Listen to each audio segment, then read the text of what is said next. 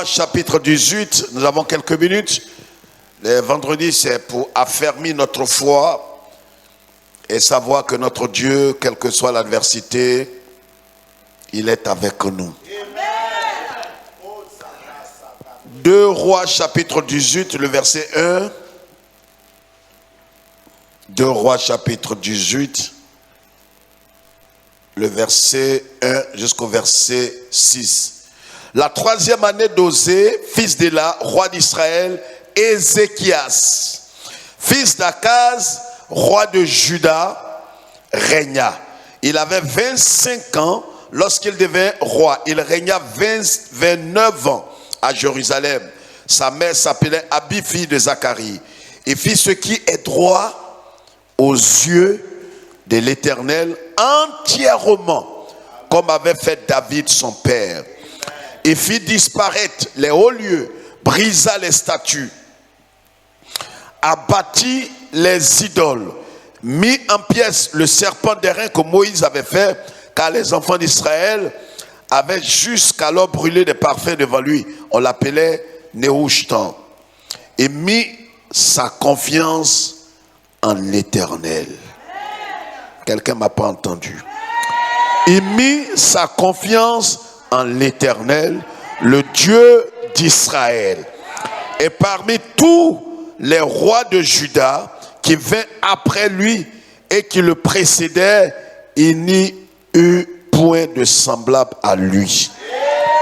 Il fut attaché à l'Éternel, il ne se détourna point de lui et il observa les commandements que l'Éternel avait prescrits à Moïse. Veuillez vous asseoir. Voilà la pensée du Seigneur pour nous. On a quelques 10 minutes. C'est une parole très forte, frères et sœurs. Nous sommes à la fin des temps. Nous entendons la parole du Seigneur. Nous venons chaque jour en sa présence. Mais il y a une chose capitale qui doit nous préoccuper. Une chose fondamentale qui doit nous préoccuper. Est-ce que je vais rester attaché au Seigneur? Et c'est pourquoi le thème que je voudrais que nous partageons ensemble ce soir, c'est rester attaché à Christ malgré tout. Amen. Voilà cet homme Ézéchias qui était roi de Juda. La Bible parle ici de comment cet homme, qui est un fils un peu lointain de David, est devenu roi sur Juda. Et malgré tout ce qui se faisait autour de lui, malgré toutes les attaques, les épreuves, les difficultés, Ézéchias était attaché à l'Éternel Dieu. Mes frères et sœurs, il faudrait que nous le sachions. Un temps viendra où il sera très difficile de rester attaché. C'est vrai qu'au début de la marche, nous étions tous liés au Seigneur. Nous étions attachés au Seigneur. Nous étions attachés à sa parole, attachés à sa personne, attachés à la pensée et à l'esprit du Seigneur. Mais à un certain moment de la marche, à cause des épreuves, des difficultés, à cause même de tout ce que nous voyons autour de nous, la tentation sera tellement grande que certains, la Bible dit, vont se détacher du Seigneur. Mais nous devons rester attachés. Parce que la Bible dit, en 1 Corinthiens, que celui qui est attaché au Seigneur, il est un seul esprit avec le Seigneur. 2 Corinthiens chapitre 3, le verset 17 et suivant. Nous sommes un seul esprit avec le Seigneur. Très important. Si quelqu'un s'attache à une prostituée, dit l'Écriture, il est un seul esprit avec cette prostituée. Mais si quelqu'un s'attache au Seigneur, alors il devient quoi? Un seul esprit avec le Seigneur. Or, le Seigneur, c'est l'esprit. Et là où est l'esprit du Seigneur, là est la liberté. Amen. Amen. Amen. Là où est l'Esprit du Seigneur, là est la liberté. C'est très important. L'Esprit du Seigneur, là où il est, là se trouve la liberté. Et nous sommes devenus une seule entité avec l'Esprit du Seigneur. Nous sommes devenus une seule plante avec l'Esprit du Seigneur. Et nous devons rester attachés, liés, accrochés à l'Esprit du Seigneur, quelles que soient les attaques, les épreuves, les difficultés. Et tout ce qu'on peut traverser, nous devons rester attachés. Comment est-ce qu'on peut rester attaché au Seigneur? Je vais citer 3 choses importantes ce soir. Mais voyez, nous avons vu tout à l'heure l'histoire d'Ézéchias. Amen. Nous avons vu que cet homme était attaché, il était vraiment attaché au Seigneur. Il a mis sa confiance en l'Éternel, le Dieu d'Israël. Et c'est l'une des bases qui montre qu'un homme est attaché véritablement au Seigneur.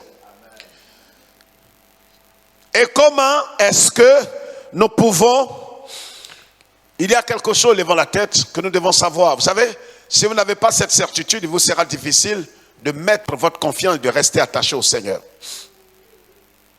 Pourquoi est-ce que, comme Paul l'a dit, certains n'ont pas pu le dire, que j'ai combattu le bon combat, j'ai achevé la course et j'ai gardé la foi? Est-ce que je vais combattre le bon combat de la foi? Est-ce que je vais garder la foi? Est-ce que je vais achever la course? Tout dépend de mon attitude vis-à-vis du Seigneur. Mais il y a une chose qui doit véritablement rester gravée dans notre esprit, c'est de savoir que Dieu n'est pas absent dans tout ce qui nous arrive. Non, je sais que certains n'ont pas compris. Je dis, il y a quelque chose qui doit animer notre cœur. Quelque chose, ce sentiment, cette attitude-là, nous devons l'avoir dans notre cœur. Quel que soit ce que tu traverses. Je parle des enfants de Dieu.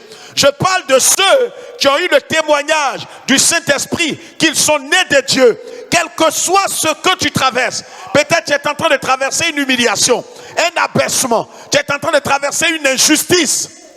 Je veux que tu saches que le diable, c'est vrai que certains font la louange et l'apologie du diable. Mais je voudrais que toi tu saches, comme tu appartiens, tu es la propriété du Seigneur, tout ce qui t'arrive, Dieu n'est pas absent.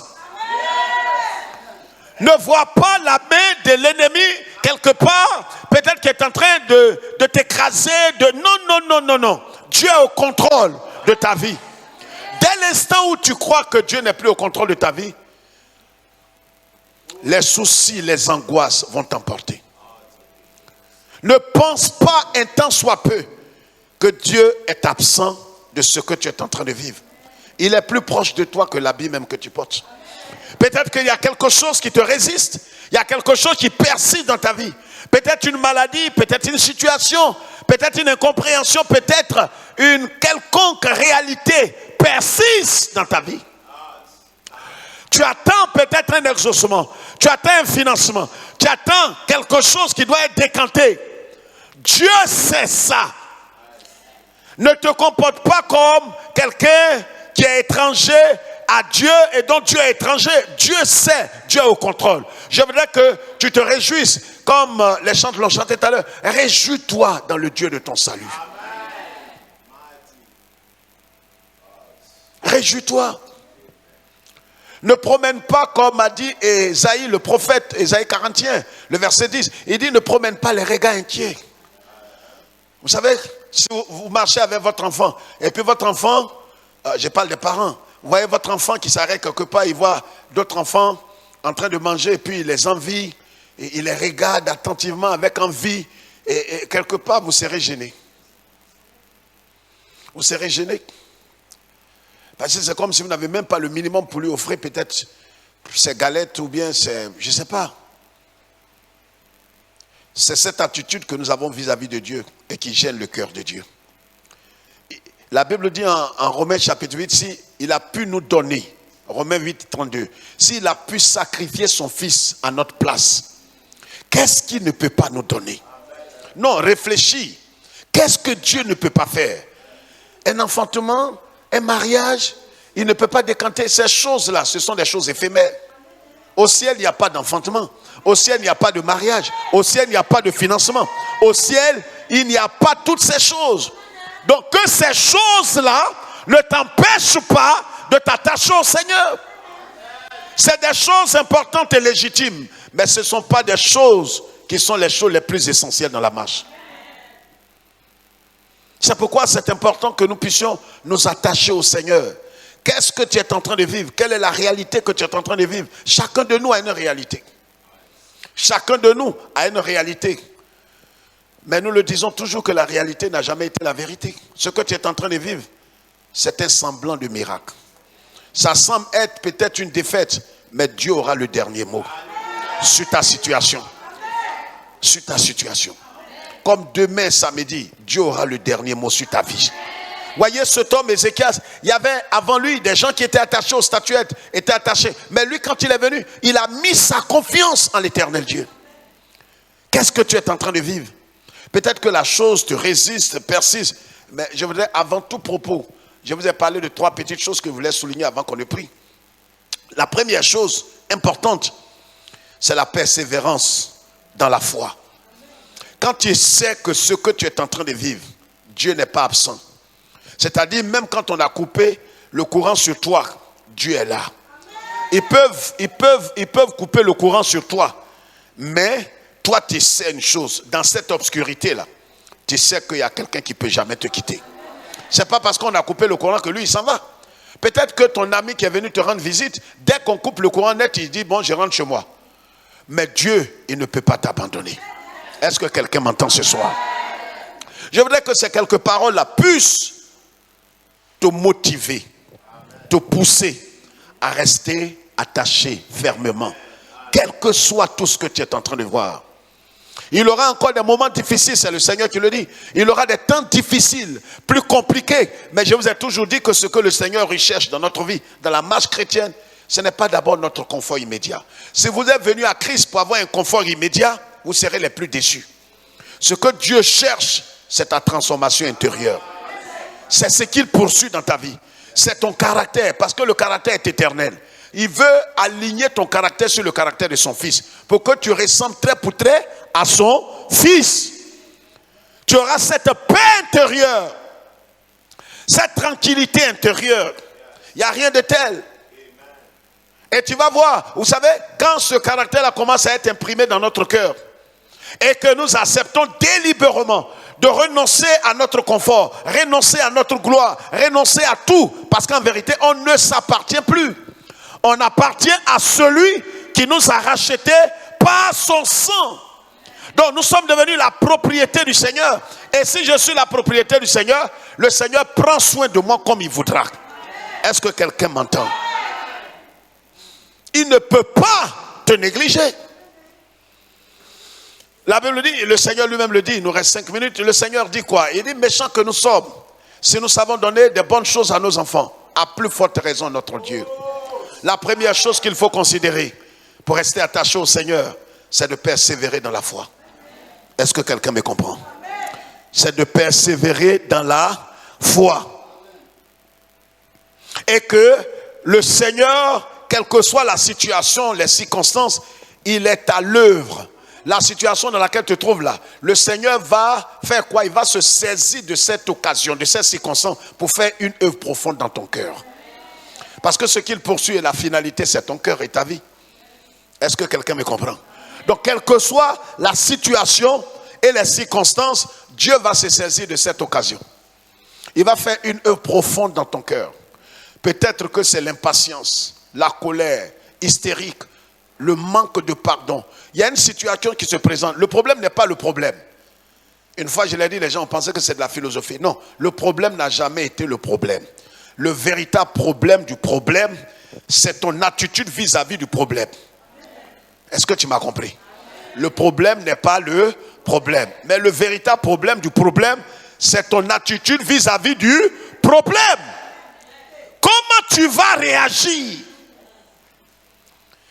Comme je l'ai dit tout à l'heure, Dieu n'est pas absent dans ce qui t'arrive. Tu es en train de marcher, tu vas au marché, puis tu as peut-être ton pied peut-être a frappé un caillou, tu es tombé. Dieu est absent? Dieu n'est pas absent. Il est au contrôle. Peut-être ce qui t'est arrivé là te préserve peut-être d'un incident qui t'attendait dans le marché.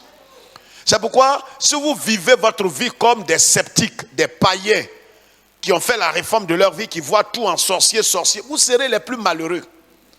Quand tu dis Dieu, tiens-moi par la main, conduis-moi par la main, il faut persévérer dans la foi. Il faut continuer d'avoir les yeux focalisés sur le Seigneur. La foi, c'est la confiance qu'on a en Dieu et dans sa parole et dans ses promesses. J'ai plus confiance en Dieu que demain est samedi. Demain peut ne même pas être samedi, mais je suis certain que Dieu, lui, il est vrai, sa parole est vraie. Voilà la foi. J'ai confiance en Dieu et en sa parole. Amen. Et les circonstances ne doivent pas m'empêcher d'avoir confiance en Dieu.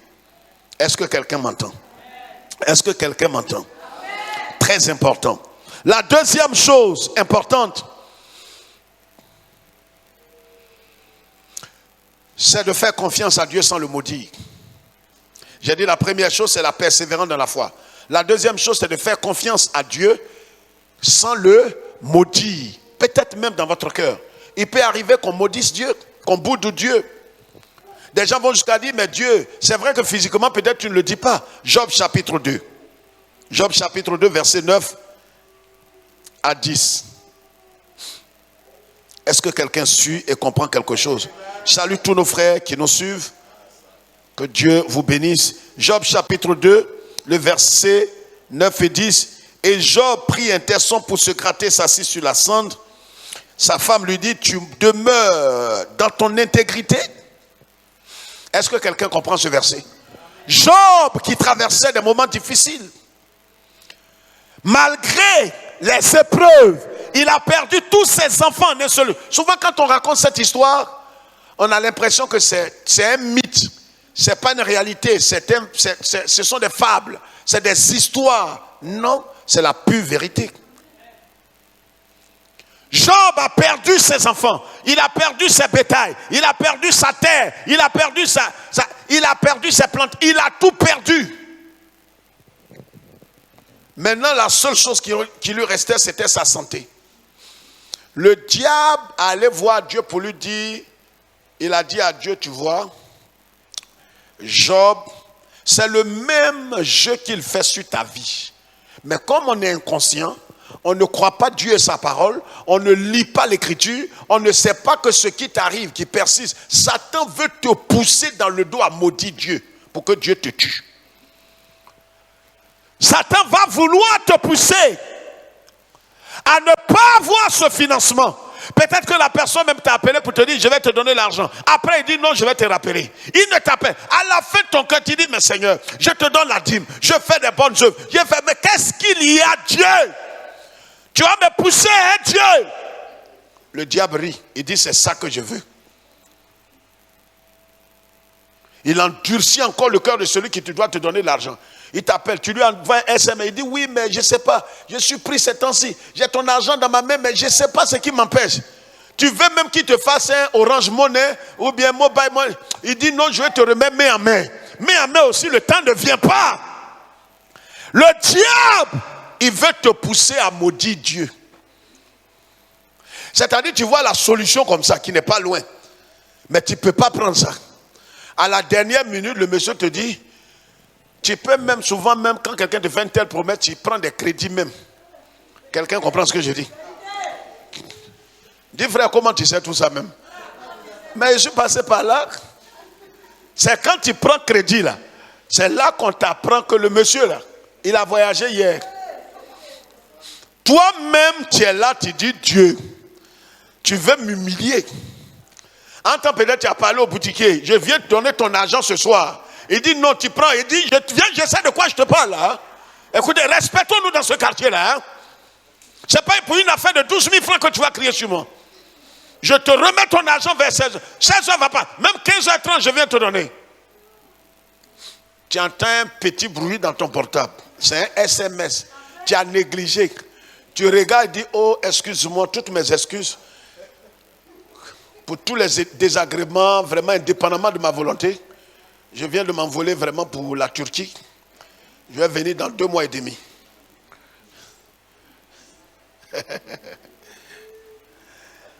Dieu sait ce qu'il fait. C'est-à-dire toi-même, quand tu regardes le portable, ta main transpire. J'ai vécu ça. Pris l'argent avec un ami. C'était je ne sais pas, quelques jours avant le coup d'État en 99 et autres. Je lui ai dit, écoute-moi, bon voilà, il m'a dit, pasteur, ça là, c'est un ami pasteur. Il m'a dit, non, j'ai dit, non, je prends ça. Bon, écoute, d'ici jusqu'à lundi, je t'envoie ça. Lundi. Je comptais sur de l'argent quelque. Frère, si vous n'êtes pas attaché au Seigneur, des situations vont vous détacher. Parce que tu vas dire que Dieu t'a trahi. Tellement tu comptais sur lui. J'ai pris l'argent, je suis allé faire les achats et tout et tout. Celui qui doit me donner de l'argent là, il a voyagé. On devrait se croiser au culte dimanche. Il a laissé un message qu'à cette époque, il n'y avait pas encore de choses. Il dit, il voyage. C'est-à-dire, je suis là, tout le monde me voit, mais je transpire. Parce que demain, après dimanche, là, c'est lundi. Le frère, là, il y avait le fixe avant. Lundi matin, moi-même, je lui ai donné l'heure. Il lui a dit 10 heures, je t'envoie l'argent. Il était à Trècheville. 9 heures, il m'appelle. Il dit, pasteur, comment tu vas? Il dit, ça va. Bon, je crois que tu es en route. Hein. Cette histoire-là m'a bouleversé. Frère, j'ai prié toute la nuit de dimanche. Seigneur, démontre que tu es Dieu. Seigneur, démontre. Seigneur, qui est comme... J'ai chanté tous les cantiques pour amener Dieu. Il y a des cantiques même, tu vas chanter dans ton patois. Dieu est là, il te voit. Il faut persévérer. Quelqu'un ne m'a pas compris. J'ai dit, il faut persévérer. Il faut faire confiance à Dieu. Ne le maudis pas dans ton cœur. Ne le boude pas. Parce que devant une telle situation, tu risques de bouder Dieu. Dis, Seigneur, où tu es même. Parce que je comprends maintenant, au nom de Dieu, hein, moi, ce n'est pas pour te maudire. Je comprends pourquoi les gens te quittent. Parce que la façon dont tu es en train de traiter, moi, j'ai fait quoi? Ceux qui volent, ils tuent, ils commettent adultère, tu les exauces. Regarde, la honte là, où je vais même ma tête. Dieu sait, mais tu vas supporter la honte là. Parce que la honte là va briser quelque chose d'orgueilleux en toi. C'est-à-dire quand tu vas sortir de là, toi qui disais non, moi je ne peux pas boire, manger restant de quelqu'un, me voir aller payer banane braisée avec moi-même, enfant de Christ. Tu vas comprendre ça. Vous savez, ce que Dieu cherche, c'est notre transformation. C'est pour nous amener à être semblable à son Fils. Mais il va t'amener dans un abaissement. Ce n'est pas dans la prière qu'il fait ça. Il envoie une situation. Il est là, il te voit. Il n'intervient pas. La situation là va te transformer. Quelqu'un comprend? Donc fais confiance à Dieu, ne le maudis pas. Job, la Bible dit que sa femme lui dit, tu demeures intègre. Dans la situation, restez intègre. Frère, c'est bon de parler, mais ce n'est pas facile. Quand tout a quitté, la santé est partie, tout est parti, l'argent est parti. Ceux qui bénissaient quand tu passes, t'appelaient boss. Les gens âgés même t'appellent le vieux. Depuis un certain temps, on ne te sent plus.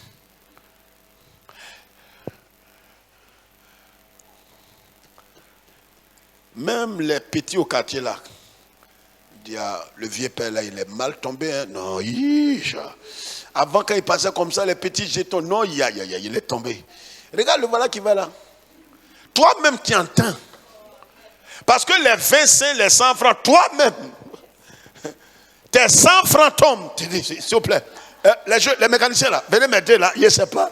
On dit, vieux père, il faut laisser ça, tiens, 200, il faut partir. Et c'est quand tu tournes, on dit, le vieux père que tu vois là, avant, il avait l'argent. Mais il est dans l'alléluia là, mais je ne sais pas comment. Ça dit quoi, lui, de toute façon, il est mal tombé. On dirait là, c'est lui qui a tué Jésus. Toi-même, tu passes, ça est dans ta nuque. Quand tu viens le soir, ils sont là encore. Le voilà qui vient, vieux père. Là. Mal tombé.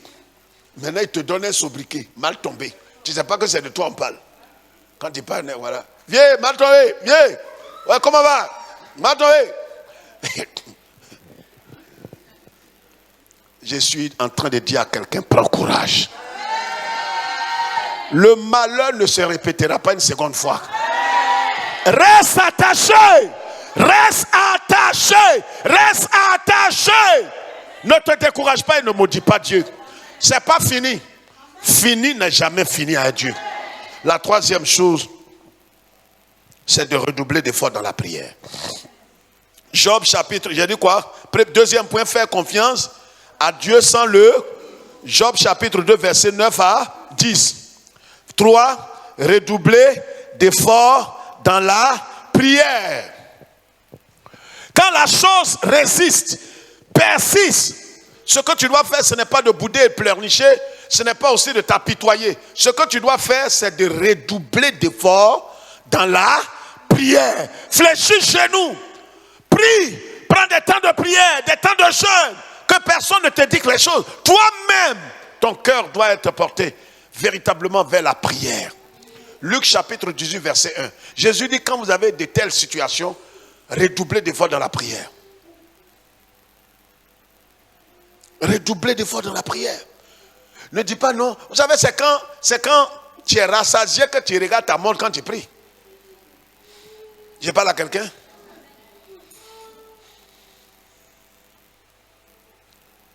C'est quand tu es rassasié. Mais quand il y a des ennuis, est-ce que vous comprenez ce que je suis en train de dire? Quand les ennuis sont énormes,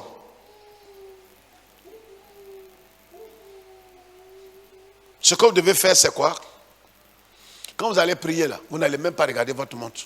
Vous ne verrez même pas le temps passer. C'est ce qui est arrivé à Anne. Elle a subi tellement d'humiliation et d'abaissement. Quand elle est devant la face de Dieu, il y a une sœur, une de nos sœurs qui s'est mariée, ça a à peine 5 ans maintenant. 5 ans maintenant, peut-être 4-5 ans. À un pasteur vers Niamey. La sœur venait ici. Souvent, je suis au bureau. Elle est couchée ici, sur sa face, en train de pleurer devant Dieu. Souvent, tu es là et tu as le cœur contrit, le cœur brisé. Quand tu entends un chrétien. Vous savez, souvent, les gens, c'est quand il y a le monde qui va se coucher sur sa face. Attends, quand il n'y a personne, si tu es vraiment femme de prière, il n'y a personne, viens te coucher. Crie vers Dieu. Ce n'est pas ton cinéma. Tu vois les gens, tu regardes d'un côté, tu vas te coucher. Non! La femme là, personne. Elle est couchée ici. Elle pleure. Dieu, je n'ai personne d'autre que toi. Je n'ai personne d'autre que toi. Je n'ai personne d'autre que toi. Elle ne sait même pas prier peut-être bien en français, mais elle prie dans son patois, dans sa langue. Viens à mon secours. Viens à mon secours. Viens à mon... Elle peut répéter ça jusqu'à elle se lève et s'en va. Dieu a envoyé quelqu'un de très loin venir l'épouser ici. Elle avait de l'âge. La beauté seulement dessus. Et j'ai dit souvent à certaines personnes, ton talent n'est pas suffisant. Souvent on croit que non, je suis fort, ma beauté ne ment pas. Mais beauté que tu as là, il y a 1 milliard quelque part. Comme toi là, tordu, fessu, tout ça, il y en a. Il y en a plein. Visage à pommade, il y en a. Le teint que tu as qui est fabriqué là, il y en a. Ta gamme là, il y en a aussi. Donc le problème, c'est d'aller devant Dieu. C'est devant Dieu là. C'est la grâce qui va te relever. Et pourquoi ne pas persévérer dans la prière? Parce que tu vas aller vers l'homme, l'homme va t'abaisser, il va t'humilier. Dans la situation, dans les moments les plus difficiles, je ne peux jamais vous prêcher ce que je n'ai pas vécu. Vous savez, ce que vous avez vécu apporte plus d'onction dans le message. Je suis allé vers certaines personnes, même des parents et autres, tout ça, ils te disent, ah. Des frères vont te dire, non, il fallait passer hier. Mais hier, je n'avais pas de problème. C'est aujourd'hui, il dit, ah, il fallait passer hier. Tu vois comment? Toi-même pour aller, même le transport, c'est-à-dire, c'est tout ton argent que tu as pris pour aller chez lui. Même pour aller, il va t'accompagner, même pour, bon, donc, vraiment, du courage, hein. Tu es un homme de Dieu, prie, hein, beaucoup prier. C'est la prière, c'est les attaques. Quand tu prêches, c'est bon. Mais tu vois, les attaques sont nombreuses, hein, homme de Dieu. Prie. Toi-même, tu ne sais pas comment tu vas te déplacer. À partir de 2000, il a cessé tout ça. N'allez pas ne descendez pas dans cette poubelle. Priez Dieu. J'ai compris. Ne prenez jamais un être humain comme un appui. Il vous trahira. Tôt ou tard. Ne prenez pas un homme comme votre appui. C'est pourquoi demeurez et redoublez d'efforts dans la prière. Si vous avez crié vers Dieu, que vous n'avez pas eu gain de cause, continuez de prier. Dieu, il dit frappez, il va entendre. J'ai compris ce principe. L'homme va t'abaisser, t'humilier, il ne va rien te donner. Qui va là? Non, c'est la sœur Chantal. Chantal, même Chantal. Eh ben, quoi? Non, que de lui donner 100 000 francs dans Covid. Là. Où j'ai trouvé ça? Ah, toi aussi, tu ne lui as pas donné. Oh, mon frère, il ne peut pas lui donner ça. Mais l'autre vient, oui, pourquoi tu parles? C'est la sœur Chantal là. Hein? Non seulement il ne t'a pas donné, mais au moins toute sa tribu est informée. Il appelle quelqu'un, allô? Mais pourquoi tu touches comme ça? Oh, c'est une dame là. Quelle dame? La sœur Chantal qui vient de passer chez moi là. Ce que je dis là, c'est vrai ou bien c'est faux? Et pourquoi tu veux t'appuyer sur l'homme? C'est que ça ne va pas. Laisse-nous aller dans ta paix. Au nom du Père, du Fils et du Saint-Esprit. Amen. Que Dieu nous bénisse.